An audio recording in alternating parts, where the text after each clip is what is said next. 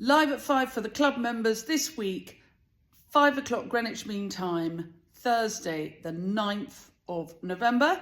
And we're talking about holding workshops. So send me your questions wherever you see this message about what considerations we might have for holding workshops, why you might have a workshop, what you might teach, how to schedule, how to manage the time, why, how, where, and all the following for holding workshops. I'm a big believer that if you have a good skill set, then why not share it?